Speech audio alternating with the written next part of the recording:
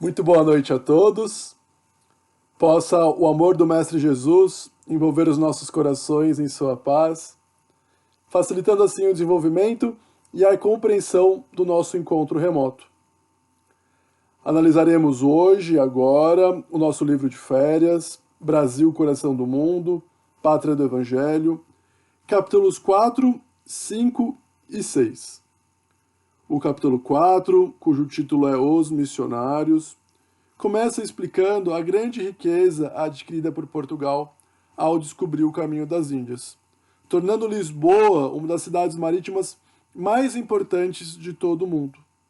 E toda essa riqueza fez com que Portugal deixasse de dar muita importância para o Brasil, a sua nova colônia, permitindo, facilitando que outras nações viessem a explorar o Brasil, tais quais os espanhóis e os franceses. Só depois de algum tempo, Portugal, percebendo isso, decide estabelecer o seu primeiro núcleo no Brasil, mediante a implementação da Feitoria de Santa Cruz, nome esse, inclusive, que passou a ser a nova designação do Brasil naquela época. Ismael, diretor espiritual do Brasil, decide então reunir os seus mais importantes companheiros para estabelecer um plano de direção espiritual para o Brasil. E como ele faz isso? Ele convoca voluntários, missionários, os quais realmente estariam dentro do seio da Igreja Católica, justamente para contrapor as ideias da Igreja Romana na época, as quais realmente iam de encontro, eram contrárias, muitas vezes, aos ensinamentos trazidos pelo Evangelho do Mestre Jesus. E o marco principal desses missionários era a pobreza e a renúncia dos bens materiais. Entre eles nós podemos citar José de Anchieta e Manuel da Nóbrega. E esses espíritos missionários tiveram um grande papel. Por quê? Porque eles iniciam uma grande missão apostólica no Brasil, no seio do mundo moderno, inaugurando aqui um caminho resplandecente para todas as almas e servindo de padrão de divulgação e de exemplificação do Evangelho do Mestre Jesus. O capítulo 5, cujo título é Os Escravos, começa com uma reunião do diretor espiritual do Brasil, Ismael, com o divino Mestre Jesus.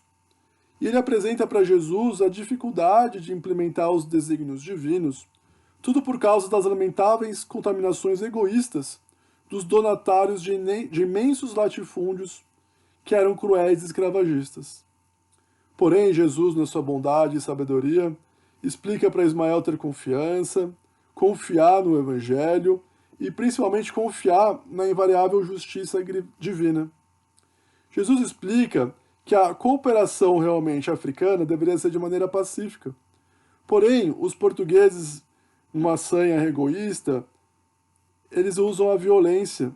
Eles tomam os irmãos africanos como escravos. E Jesus explica que, diante da lei de causa e efeito da justiça divina, tudo que nós fazemos, muitas vezes, de errado, nós teremos uma contraprestação. Ou seja, para Ismael confiar na lei divina e que Jesus iria amenizar o sofrimento daquelas criaturas humanas, pois ele iria operar com a sua misericórdia. Jesus colocaria a luz dele sobre essas sombras, amenizando tão dolorosas crueldades. E assim, Ismael retorna ao trabalho com muita coragem e os acontecimentos no Brasil vão se modificando ao pouco. Os donatários de terra cruéis sofreram os mais tristes reveses no solo do Brasil. E os tesouros das Índias, que fez Portugal ficar rico, ao mesmo tempo levou Portugal à decadência e à miséria. Porque o luxo realmente tomou conta de Portugal. E essas conquistas para conseguir o luxo, elas eram cheias de crueldade e de sangue. Então, a sede pelo ouro, pela riqueza, acabou acarretando o abandono de todos os campos em Portugal. O capítulo 6, cujo título é A Civilização Brasileira, começa dizendo que o Brasil crescia bastante, as suas cidades ao longo das praias de Santa Cruz aqui no Brasil realmente floresciam, e Portugal trazia para cá, para a civilização brasileira, criminosos e homens sem escrúpulos. Isso acabou gerando um atrito das raças. dando um ensejo a quadros realmente dolorosos e lamentáveis. Habilidosos invasores franceses ganharam a confiança dos nativos da Guanabara e usaram dessa cooperação indígena para explorar os fartos recursos da região, até serem expulsos pelo português Mendes Sá, mas sob uma condição lamentável de crueldade contra os vencidos. Ismael realmente ficou muito chateado com isso, com esses acontecimentos cruéis, de abuso dos vencedores sobre os vencidos. Então Ismael ele considera a necessidade de estabelecer uma diretriz para a organização econômica aqui no Brasil. E ele vem explicar que, Humberto de Campos, no livro, que cada Estado brasileiro tem uma função essencial. Ele exemplifica, por exemplo, a intelectualidade fluminense e as forças políticas e econômicas de São Paulo e Minas Gerais. E aqui um ponto muito importante a ser objeto de análise por todos nós na aula de hoje, quando Humberto de Campos, autor do livro espiritual, nos diz que as fraquezas e vaidades humanas, fermentadas por forças maléficas do mundo, têm separado muitas vezes as coletividades aqui dos estados brasileiros.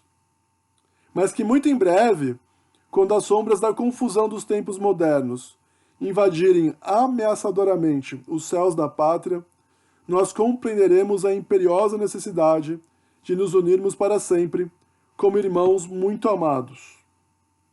Olha só que bacana, e parece ser um ponto vivenciado por nós e muito bem trazido no Livro dos Espíritos, nas questões 766 em diante. Em qual sentido?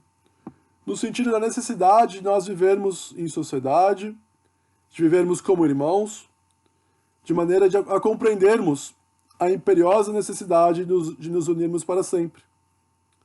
Mas nessa época de Covid-19, de coronavírus, é possível realmente nós vivermos em sociedade como irmãos? Será que quando Humberto de Campos fala no sentido de que a confusão dos tempos modernos vão invadir de maneira ameaçadora os céus da pátria, não seria um exemplo dessa nossa realidade? Qual a importância de vivermos em sociedade? É possível fazermos isso, mesmo em isolamento?